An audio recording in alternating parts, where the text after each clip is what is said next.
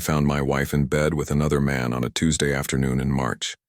My name is Kevin Morrison, and I'm 35 years old.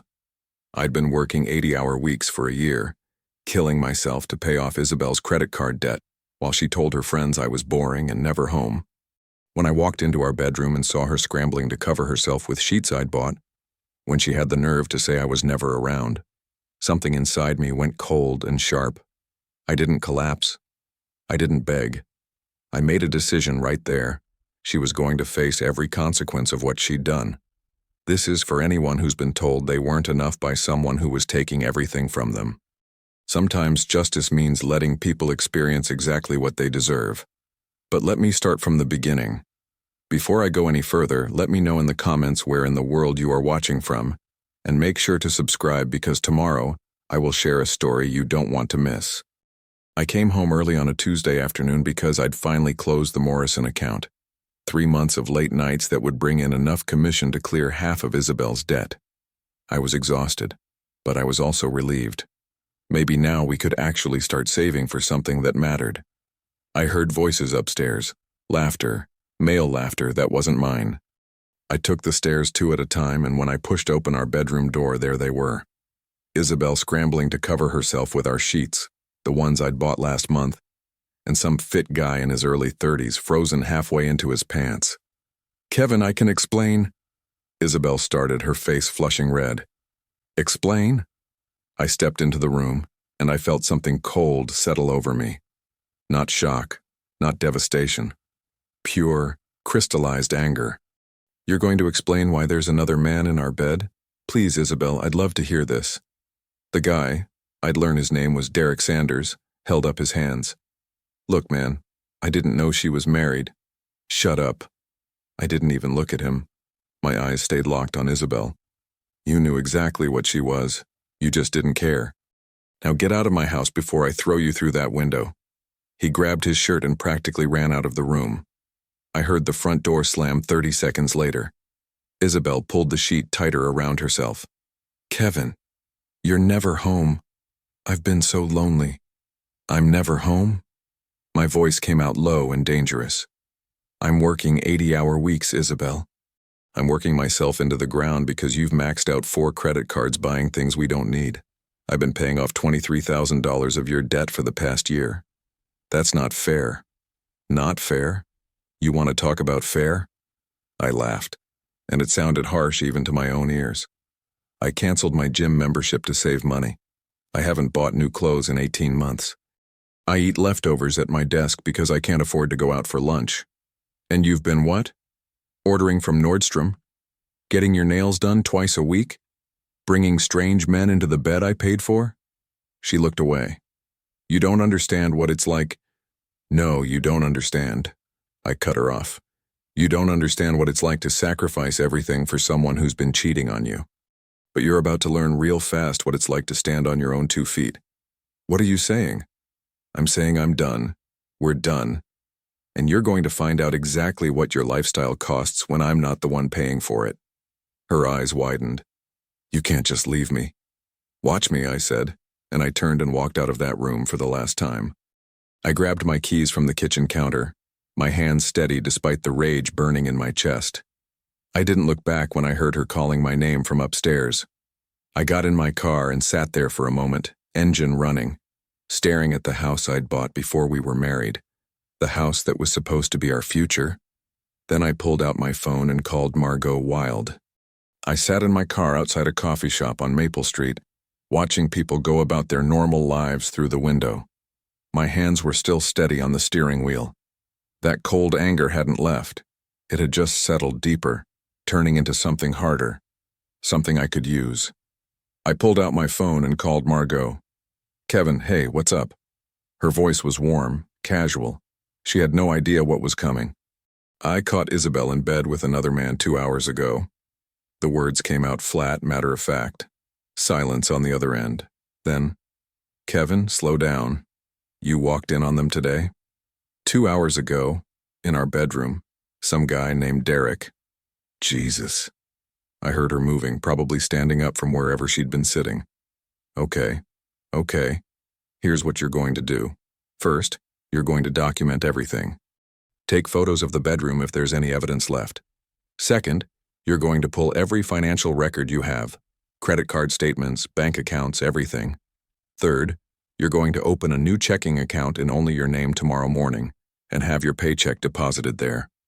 What about the house? Is your name on the deed? Just mine. I bought it before we got married. Even better. Her voice shifted into that razor-sharp tone she used in court. California's a no-fault state, but adultery still matters when it comes to asset division, especially if we can show financial infidelity too. How much debt are we talking? $23,000 in credit cards, all in her name, but I've been making the payments. Stop making those payments, Margot said immediately. Today. Right now. You're not legally responsible for debt in her name only, and you need to protect yourself. She'll freak out. Let her freak out. She should have thought about that before she brought another man into your house. I heard her exhale slowly. Kevin, I need you to understand something. This is war now. She betrayed you in the worst possible way, and she's been bleeding you dry financially.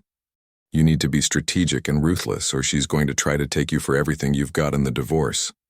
I remembered the look on Isabelle's face when I'd walked in. Not guilt, not shame, just panic at being caught. How long have you known something was off? I asked. The spending was a red flag, but I never thought. She paused. Look, I'm sorry this is happening, but you're doing the right thing by getting out now. Let me ask you something. Where are you staying tonight? I haven't thought that far ahead. Don't go back to that house, not tonight. You need space to think clearly. Stay with me and Annie. We've got a guest room, and honestly, Annie's been hoping you'd leave Isabelle anyway. She never trusted her. I can't just... Yes, you can. Pack a bag, come over, and we'll start building your case. I'm texting you my address right now. I drove back to the house one more time. Isabelle's car was gone. Probably she'd run to her mother's or to some friend who'd tell her she was the victim in all this. The house felt different now. Empty in a way that had nothing to do with Isabelle being gone. I grabbed 2 suitcases from the hall closet and started packing. Clothes, toiletries, my laptop. Then I went hunting for documents, bank statements, tax returns, anything that showed the financial picture of our marriage. I found folders in the home office stuffed with credit card bills I'd been paying off month after month. $23,000. I'd been working myself to death for this.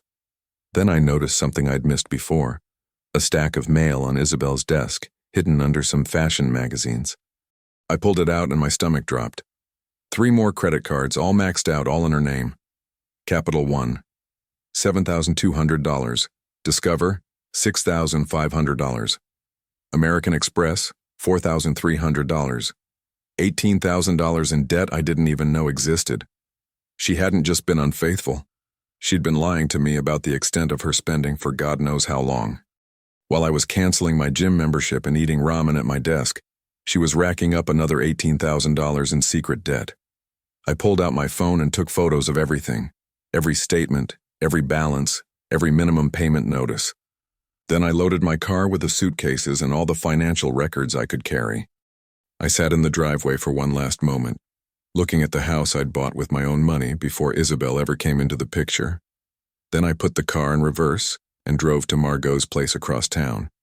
Margot's place was a renovated craftsman in the hills, warm and lived in a way my house had never been. Annie met me at the door before I even knocked. "Get in here," she said, pulling me into a quick hug. Margot told me everything. "I'm so sorry, Kevin." "Don't be sorry," I said, surprised by how steady my voice sounded. "Just be ready to help me destroy her." Annie pulled back and studied my face. Then she smiled. "There he is. Come on. I made pasta. You look like you haven't eaten all day." She was right. I hadn't. Margot was already clearing off the dining room table when I walked in, making space for the boxes of documents I'd brought. I set everything down and started pulling out folders while Annie disappeared into the kitchen. "How bad is it?"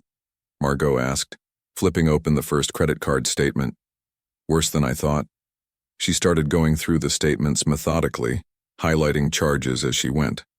After about 10 minutes, she sat back. "Kevin, she's been taking cash advances. Look at this. $500 here, $800 here, another $600 2 weeks later. Where was that money going?" "I have no idea. She told me she'd stopped using the cards. Annie set down plates of pasta and leaned over Margot's shoulder, studying the highlighted lines. That's probably how she was funding her affair. Hotel rooms aren't cheap. Neither are nice dinners and weekend trips. The thought made me sick, but Annie was probably right. Every dollar Isabelle had taken out in cash had gone toward building a life with someone else, while I'd been working myself to death. Margot pulled out a legal pad and started writing numbers. Here's what I'm seeing. You've got $41,000 in total credit card debt. All of it's entirely in her name. You've been making payments on about $23,000 of it, but she hid the rest from you. That's financial infidelity on top of the actual infidelity. Can we use that? Absolutely. In California, debt acquired during marriage is usually considered community property, but we can argue she fraudulently concealed this debt from you and that she incurred it for non-marital purposes, meaning the affair. Even if we can't prove every single dollar, we can prove she lied to you about the extent of the debt. That's going to look terrible for her in front of a judge, especially combined with the adultery. I took a bite of pasta. It was the first thing I'd eaten since breakfast, and I hadn't realized how hungry I was. What do I do next? Margot ticked off items on her fingers. Tomorrow morning you open that new bank account. Then you stop making any payments on her debt. Immediately. Let her deal with the creditors. You also need to cancel any credit cards where you're an authorized user or cosigner. Protect your credit score before she drags it down with hers. What about the house? The house is your separate property. You owned it before the marriage, and only your name is on the deed. She has no claim to it. But we need to formally separate your finances as quickly as possible so she can't argue you commingled assets. Annie sat down with us, twirling pasta onto her fork. What about this Derek guy?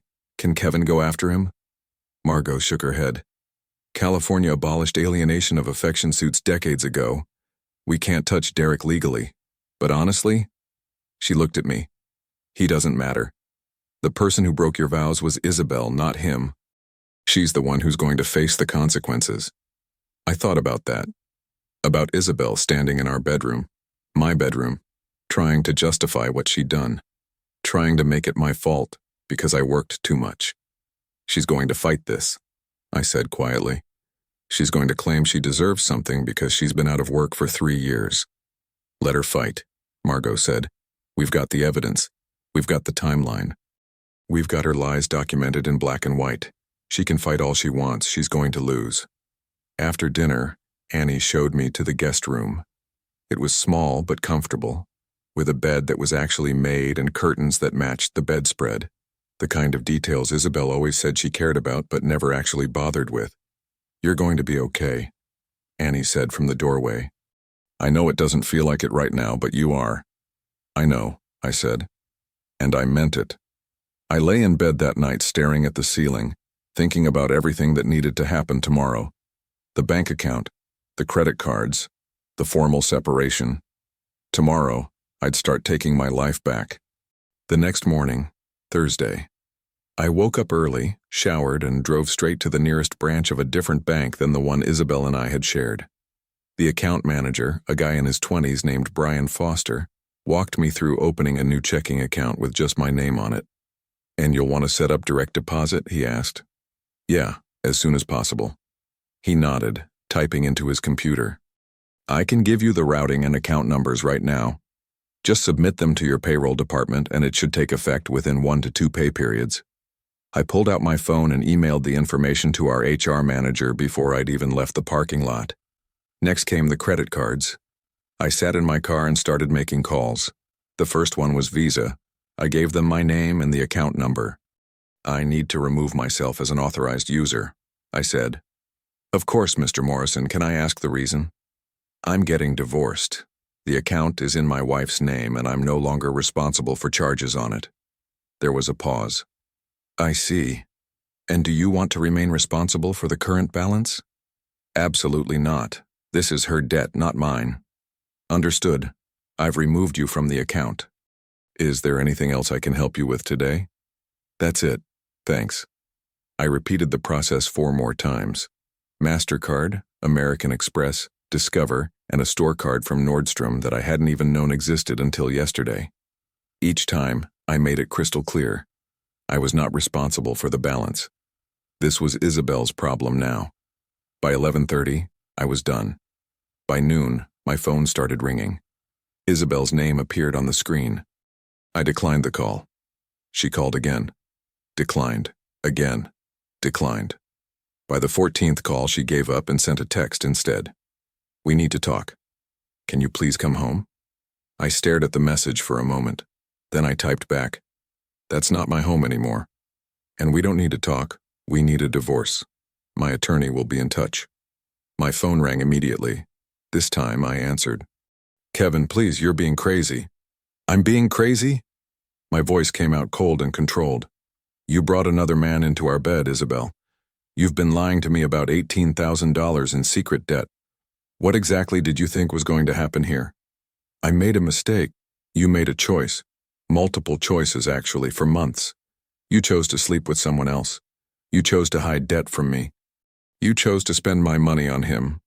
And now you're going to live with the consequences of those choices. Where are you staying?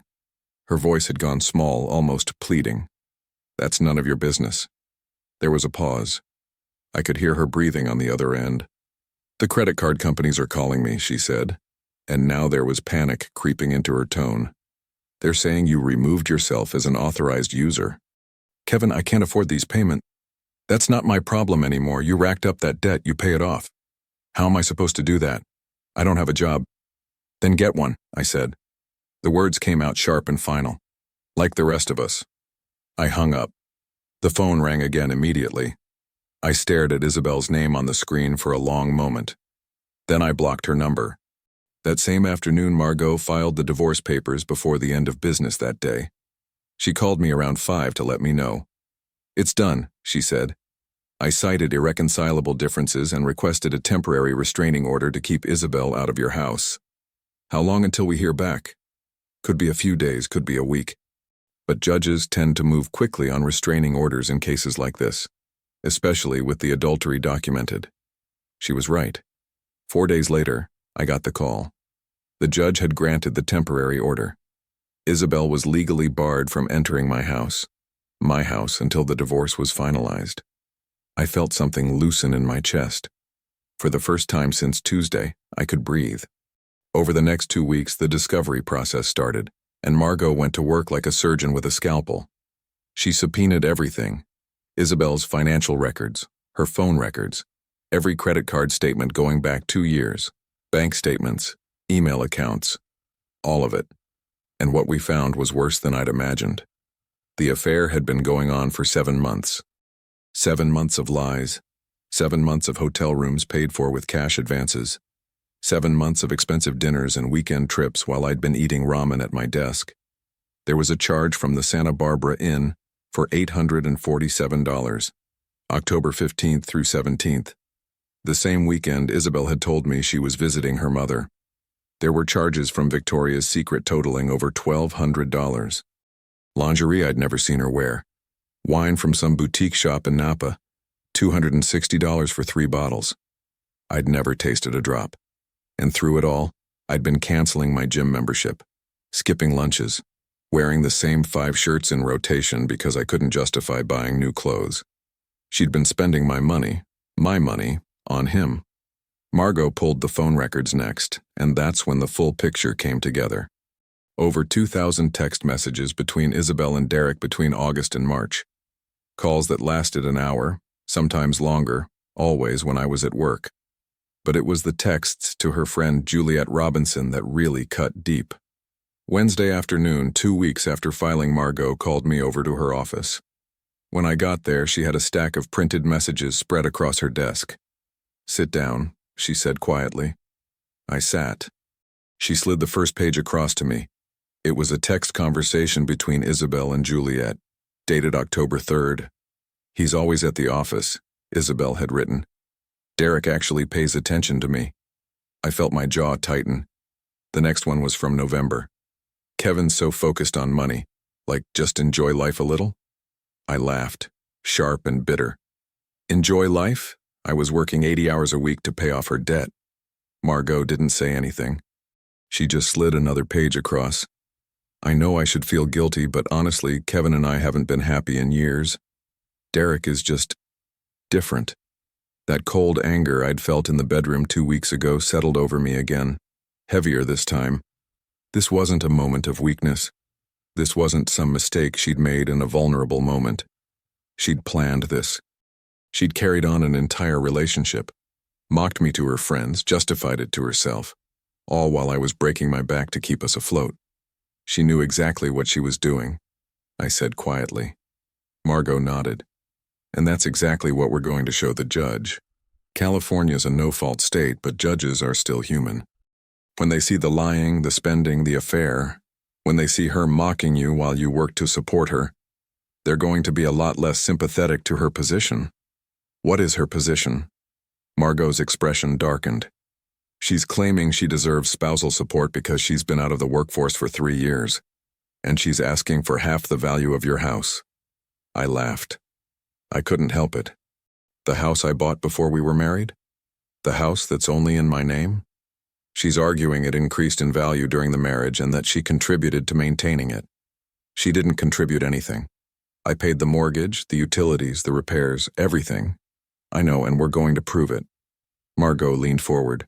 But Kevin, I need you to be prepared for this to get ugly. She's going to fight because she knows if she loses, she's going to be broke and alone with $41,000 in debt and no way to pay it. I looked down at the texts again. At Isabelle's words, dripping with contempt for the man who'd sacrificed everything for her. Good, I said coldly. Let her fight. She's going to lose anyway. Thursday morning, late April. Isabelle's deposition was scheduled for 10 o'clock on a Thursday morning. Margot had warned me it was going to be intense, but I'd insisted on being there anyway. I wanted to watch her try to justify what she'd done. The conference room was sterile, white walls, long table, uncomfortable chairs. I sat beside Margot, hands folded on the table, waiting. When the door opened, Isabelle walked in with her attorney Clara Whitmore trailing behind. Clara was a middle-aged woman with sharp eyes and a reputation for being aggressive in court. But it was Isabelle who caught my attention. She looked thinner than I remembered. There were dark circles under her eyes, and her clothes hung a little looser than they should have. For a split second, just one, I almost felt sorry for her. Then I remembered those texts. Kevin's so focused on money. Like, just enjoy life a little. The sympathy disappeared. Isabelle sat down across from me, and for the first time since I'd walked in on her and Derek, we made eye contact. She looked away first. Good. Margot started with the basics. Date of marriage, June 12th, 3 years ago. Date of separation, the Tuesday I'd found her in bed with another man. Isabelle answered in a quiet voice, barely audible even in the silent room. Then Margot pulled out the credit card statements and I watched Isabelle's shoulders tense. Mrs. Morrison, Margot said, her voice cool and professional. Can you explain these charges from the Belmont Hotel? These charges appear on your visa statement for 7 different dates between September and February. Isabelle glanced at Clara, who nodded slightly. I met a friend there for lunch a few times, Isabelle said. 7 times? Yes. Margot didn't look up from the statement. And these charges from Victoria's Secret? In the same time period, totaling over $1,200. I bought clothes. Did you wear these clothes for your husband? Clara cut in immediately. You don't have to answer that. But Isabelle's face had already given her away. She looked down at the table, cheeks flushing red. Margot pulled out another document, phone records this time, and slid them across the table. Mrs. Morrison, these are phone records showing that you exchanged over 2,000 text messages with Derek Sanders between August and March. Is that accurate? Isabelle's voice was barely a whisper. I don't know. I didn't count them. But you don't deny that you were in communication with Mr. Sanders during your marriage? No. And can you explain this cash advance on your MasterCard from October 15th? Margot tapped the statement with one finger. For $800? I needed cash. For what purpose? Personal expenses. Margot's expression didn't change. She reached into her folder and pulled out a receipt, sliding it across the table with deliberate slowness. This is a hotel receipt from the Santa Barbara Inn for $847 dated October 15th through 17th. You charged this to your MasterCard, But you told Mr. Morrison you were visiting your mother that weekend. Is that correct? Isabel's face went white. Let me save us all some time, Margot said, and her voice turned cold. Professional, but cold. You had an affair with Mr. Sanders for 7 months. You used credit cards to finance that affair, hotels, meals, gifts, while your husband worked 80-hour weeks to pay off your existing debt. You lied to him repeatedly about where you were and what you were spending money on. You even concealed $18,000 in additional debt from him. Is any of that inaccurate? Tears started rolling down Isabel's cheeks. Kevin worked all the time. I was lonely. That's not what I asked. Margot's tone didn't soften. Is anything I just said inaccurate? Isabelle looked down at her hands, shoulders shaking. No, she whispered. I'm sorry, Mrs. Morrison. I didn't hear you. No. Her voice cracked. It's not inaccurate. Margot sat back in her chair, satisfied. Thank you, she said. No further questions. 2 weeks after the deposition, Margot called me with news I didn't want to hear. Kevin, we need to talk, she said, and I could hear the frustration in her voice even over the phone. I was at my desk at work, halfway through a report that suddenly didn't seem important anymore. What happened? Clara Whitmore is playing hardball. She's threatening to drag this out for months if we don't agree to some form of spousal support. Absolutely not, I said immediately. My hand tightened around the phone. She cheated on me and racked up $41,000 in debt. She doesn't deserve a dime from me. I agree, Margot said. Morally, I'm right there with you. But Kevin, here's the reality. If we go to trial, there's a chance the judge might award her temporary support anyway. She's been out of work for 3 years, and California law favors supporting lower-earning spouses during the divorce process. Even after everything she did? Even then. It's a no-fault state, remember? The affair matters for moral purposes and for asset division, but it doesn't automatically disqualify her from support. I closed my eyes and leaned back in my chair. The fluorescent lights hummed overhead, that familiar office sound that suddenly felt oppressive. So what are you saying? I asked. I'm saying we might need to offer her something small to make this go away faster. A few months of minimal support in exchange for her signing off on everything else. No claim to the house. She keeps all her debt. No long-term alimony. How much is something small? Maybe $2,000 a month for 6 months. $12,000 total. That's $12,000 more than she deserves. I know, Margot said quietly, but it might cost you more than that in legal fees if she fights us. And more importantly, it gets her out of your life permanently in 6 months instead of dragging this out for a year or more. I wanted to say no. Every part of me wanted to fight this on principle, but Margot was right. The longer this dragged on, the more it cost me. Not just money, time, energy, peace of mind. Let me think about it, I said. Fair enough. Take a couple days. But Kevin, don't wait too long. The longer we leave this hanging, the more leverage Clara thinks she has. I hung up and stared at my computer screen, not really seeing the spreadsheet open in front of me. $12,000. To someone who'd betrayed me in every possible way. It felt like swallowing glass. That evening I was sitting on Margot and Annie's couch. I'd been staying with them for almost a month now, when my phone buzzed with a text from an unknown number. I almost ignored it, but something made me open it. Look, man, I know you probably hate me, but Isabelle's telling everyone you're abusing her financially. I just thought you should know she's trying to turn people against you. For what it's worth, she told me you guys were separated when we met. I didn't know she was lying. I stared at the message for a long time. Derek Sanders. It had to be. My first instinct was anger. At him, at Isabelle, at the whole situation. But then I read the message again and I saw something useful. She'd lied to him about our marriage status. And now she was lying about me to other people. I forwarded the message to Margot with a simple note. Can we use this? She called me 5 minutes later. Where did you get this? Margot's voice was sharp, urgent. Derek just sent it to me. Kevin, this changes everything. I sat up straighter. How?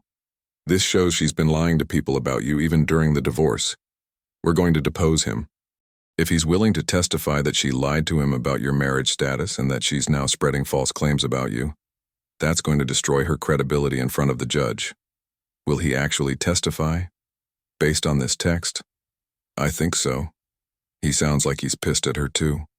I could hear Margot moving around, probably already pulling up her calendar. Let me reach out to him. Tonight. We need to lock this down before she gets to him and tries to change his story. Margot? Yeah? What about the settlement offer, the $12,000? She was quiet for a moment. Let me talk to Derek first, she said finally. If he's willing to testify, we might not need to settle at all. Margot managed to depose Derek 2 weeks later, and it went exactly as we'd hoped. I sat in the conference room and watched him through the window. Tall, fit, uncomfortable in a button-down shirt that looked like he'd borrowed it for the occasion. He kept glancing at the door like he wanted to bolt, but he didn't. He stayed. And he told the truth. Mr. Sanders, Margot said, her voice calm and professional. Can you describe what Mrs. Morrison told you about her marriage when you first met? Derek shifted in his seat. She said she and her husband were separated, that they were going through a divorce, that it was just a matter of paperwork at that point. Did you have any reason to doubt that? No, she seemed pretty clear about it. She talked about how they'd grown apart, how he was never around. She made it sound like the marriage had been over for a while. And did you see her wearing a wedding ring? He hesitated. Sometimes. But she said she hadn't taken it off yet because she didn't want to deal with questions from family. Margot pulled out a calendar. Mr. Sanders, you began seeing Mrs. Morrison in August of last year, correct? Yeah, around then. And Mr. and Mrs. Morrison didn't separate until March of this year, 7 months later. Derek's face went red. I didn't know that. She lied to me. Did Mrs. Morrison use credit cards to pay for your dates? Hotels? Trips? Yeah. I offered to pay sometimes, but she always insisted. She said she had her own money, that she was independent. Did you ever meet her at the house she shared with Mr. Morrison? Once. She said it was her place, that he'd already moved out. Margot let that sit for a moment. Then she asked, Did Mrs. Morrison ever say anything negative about Mr. Morrison to you? Derek looked down at the table. Yeah. She said he was controlling with money, that he worked all the time and never paid attention to her.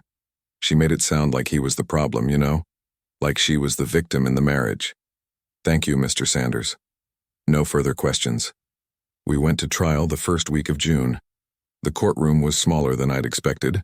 Wood paneling, fluorescent lights, a flag in the corner. Judge Diane Harrison sat behind the bench, a woman in her 60s with sharp eyes and an expression that gave nothing away. Clara Whitmore did her best for Isabelle. I had to give her that. She painted Isabelle as a neglected wife who'd made mistakes but deserved compassion. She argued that Isabelle had been a homemaker, that she'd sacrificed her career for the marriage, that she needed time to get back on her feet. Mrs. Morrison supported her husband emotionally for 3 years, Clara said, standing in front of the judge. She maintained their home. She was there for him when he needed her. And yes, she made a terrible mistake. But that doesn't erase her contributions, and it doesn't mean she should be left destitute. Then it was Margot's turn. She stood up, and I saw Isabelle shrink a little in her chair. Margot didn't waste time. She pulled out the credit card statements one by one and walked Judge Harrison through every charge. $50,000.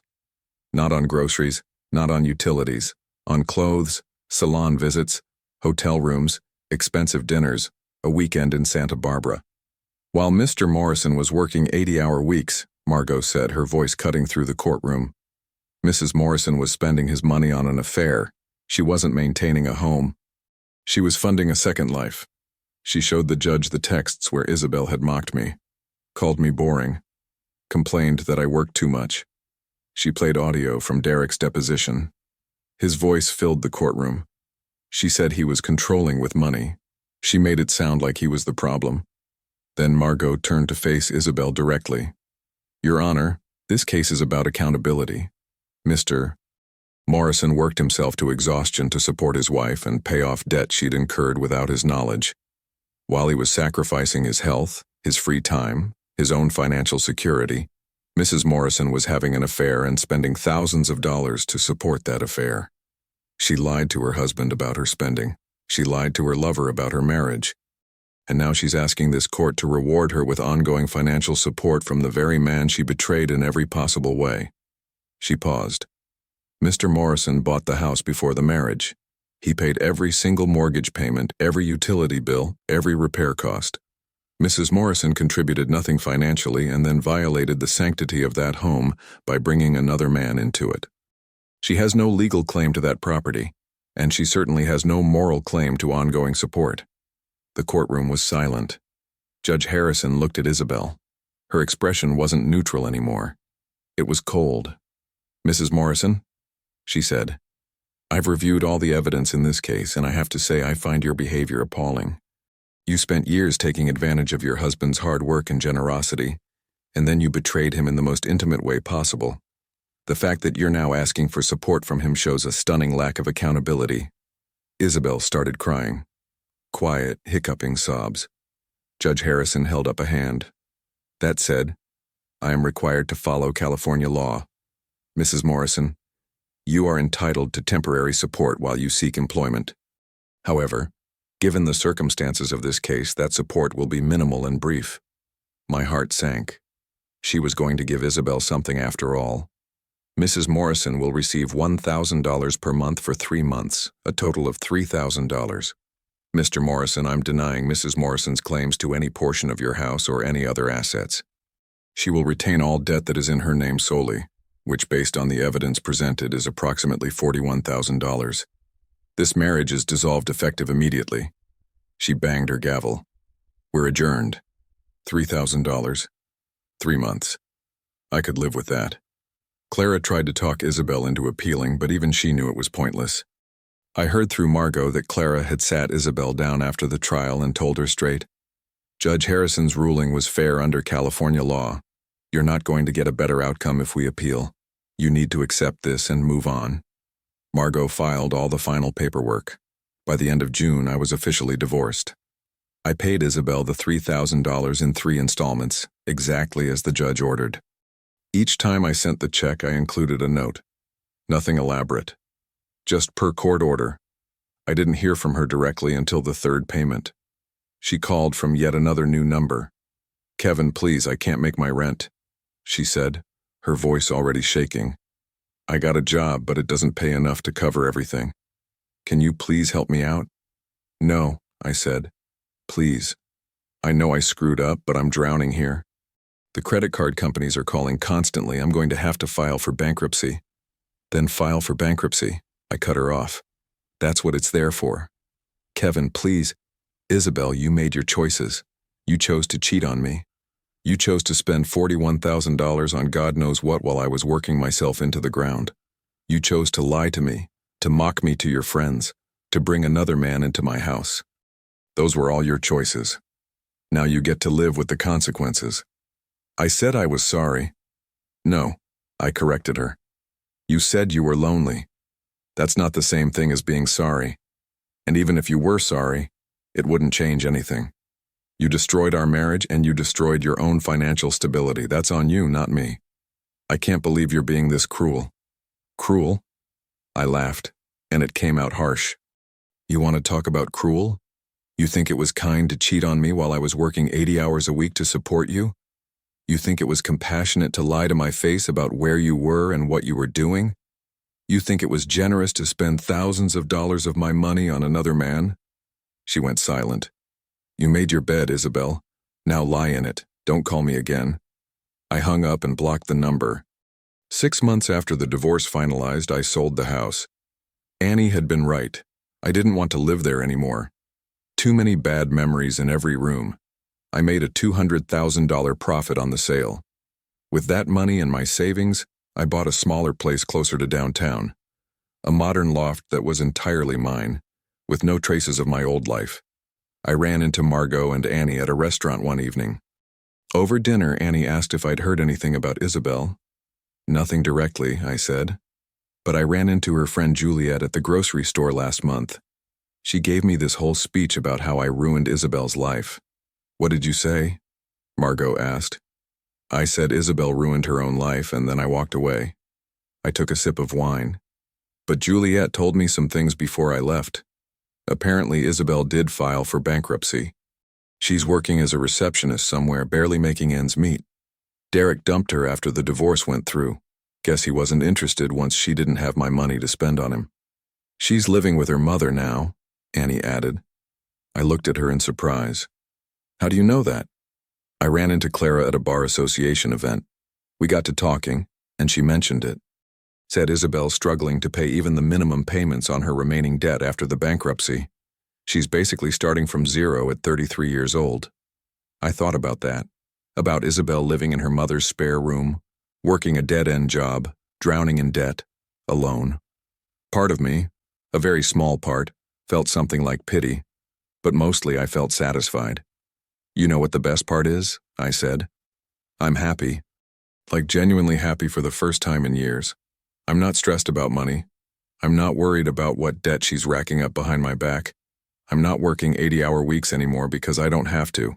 I actually have a life now. You look good, Annie said warmly. Healthy. You've been going to the gym? 4 times a week. And I joined a basketball league. It's men in their 30s playing pickup games on Wednesday nights. It's exactly as mediocre as it sounds, but it's fun. Margot raised her glass. To fresh starts. We clinked glasses, and I felt genuine contentment wash over me. Isabelle had wanted excitement. She'd wanted someone who made her feel alive, who wasn't boring like me. She'd chosen that over our marriage, over the stability I'd provided, over the future we'd been building. And now she had exactly what she'd chosen. Nothing. No husband, no house, no financial security, just debt, a dead-end job, and the realization that she'd thrown away something real for something that was always going to be temporary. Meanwhile, I had everything I'd been working toward. Except now, I got to enjoy it without someone actively sabotaging me. I'd heard through the grapevine that she'd tried to reach out to Derek a few months after the divorce, but he'd blocked her number. Apparently, he'd moved on to someone else, someone who actually had her own money. The credit card companies had settled with her for pennies on the dollar during the bankruptcy, but she still owed about $15,000 after everything was said and done. According to Juliet, Isabelle was working 40 hours a week at the reception desk and picking up shifts at a coffee shop on weekends just to make rent and pay her mother back for covering her bankruptcy attorney fees. She'd wanted to know what it felt like to stand on her own 2 feet. Now she knew. I'd moved on completely. I'd even started seeing someone new, a woman named Ellie I'd met at the gym. She was a physical therapist with her own practice, financially independent and refreshingly honest about everything. We were taking things slow, but I was hopeful. The other day, Ellie asked me if I ever regretted how everything went down with Isabelle. I thought about it for a moment before answering. No, I said. I regret marrying her in the first place. I regret not seeing the red flags earlier. But I don't regret leaving. And I don't regret protecting myself financially. She made her choices and I made mine. The difference is, my choices led to happiness. And that was the truth. I'd walked away from that marriage with my dignity, my assets, and my future intact. Isabelle had walked away with nothing but debt and regret. That wasn't cruelty. That was justice. She'd said I was never home, that I was boring, that I didn't make her feel alive. She'd used my absence as justification for her betrayal, as if working to support her was somehow a failing on my part. But here's what she didn't understand, what she maybe never would understand. I wasn't boring. I was stable. I wasn't absent. I was responsible. And I wasn't cruel for leaving her with nothing. I was just giving her exactly what she deserved. Clara Whitmore didn't sugarcoat it when she talked to Isabelle after the trial. Margot told me later that Clara had been blunt. The judge's ruling was fair under California law, even if it wasn't what Isabelle wanted to hear. There was no point appealing, no point dragging it out. Margot filed all the final paperwork, and by the end of June I was officially divorced. I paid Isabelle the court-ordered $3,000 in 3 monthly installments. With each check I included a note. Nothing personal. Just 2 words. Per court order. I didn't hear from her directly until the 3rd payment arrived. Then my phone rang from a number I didn't recognize. I almost didn't answer, but something told me to pick up. Kevin, please, you have to help me. Isabelle's voice sounded desperate. Thin. I can't make my rent. I got a job, but it doesn't pay enough to cover everything. The credit card companies are calling constantly. I'm going to have to file for bankruptcy. Then file for bankruptcy, I said flatly. Kevin, please. No, Isabelle. That's what bankruptcy is for.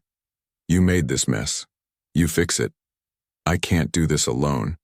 You should have thought about that before you made your choices. My voice came out cold, controlled. You chose to cheat on me. You chose to spend $41,000 on God knows what. You chose to lie to me, to mock me to your friends, to bring another man into my house. Those were all your choices. Now you get to live with the consequences. I said I was sorry. No, I cut her off. You said you were lonely. That's not the same thing as being sorry. And even if you were sorry, it wouldn't change anything. You destroyed our marriage. You destroyed your own financial stability. That's on you, not me. I can't believe you're being this cruel. Cruel? I laughed, and it sounded harsh even to me. You want to talk about cruel? Was it kind to cheat on me while I was working 80 hours a week to support you? Was it compassionate to lie to my face about where you were and what you were doing? Was it generous to spend thousands of dollars of my money on another man? Silence. You made your bed, Isabelle, now lie in it, don't call me again. I hung up and blocked the number. 6 months after the divorce finalized, I sold the house. Annie had been right. I didn't want to live there anymore. Too many bad memories in every room. I made a $200,000 profit on the sale. With that money and my savings, I bought a smaller place closer to downtown, a modern loft that was entirely mine. No traces of my old life, no ghosts. I ran into Margot and Annie at a restaurant one evening in late fall. We grabbed a table, ordered wine, and caught up. So, Annie said, leaning forward with that knowing look she got, have you heard anything about Isabelle? Nothing directly, I said. But I ran into her friend Juliet at the grocery store last month. She gave me this whole speech about how I ruined Isabelle's life. What did you say? Margot asked. I told her Isabelle ruined her own life. Then I walked away. I took a sip of wine. But before I left, Juliet told me some things. Apparently Isabelle filed for bankruptcy. She's working as a receptionist somewhere, barely making ends meet. And Derek dumped her right after the divorce went through. Margot raised an eyebrow. Guess he wasn't interested once she didn't have your money to spend on him. Apparently not. Annie leaned back. I actually heard she's living with her mother now. I ran into Clara Whitmore at a bar association event last week and she mentioned it. Said Isabelle's struggling to pay even the minimum payments on her remaining debt after the bankruptcy.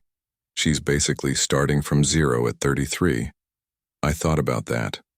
About Isabelle living in her mother's spare room, working a dead-end job, drowning in debt, alone. Part of me, a very small part, felt something like pity. But mostly, I felt satisfied. You know what the best part is? I said. I'm happy, like genuinely happy for the first time in years. I'm not stressed about money. I'm not worried about what debt she's racking up behind my back. I'm not working 80-hour weeks anymore because I don't have to. I actually have a life now. You look good, Annie said warmly. Healthy. You've been going to the gym? 4 times a week. And I joined a basketball league. It's men in their 30s playing pickup games on Wednesday nights. It's exactly as mediocre as it sounds, but it's fun. Margot raised her glass. To fresh starts. We clinked glasses, and I felt genuine contentment wash over me. I believe stories such as this find us for a reason. If this one touches you, please subscribe. I share a new one every day. In the meantime, there are 2 stories on the screen that are even better.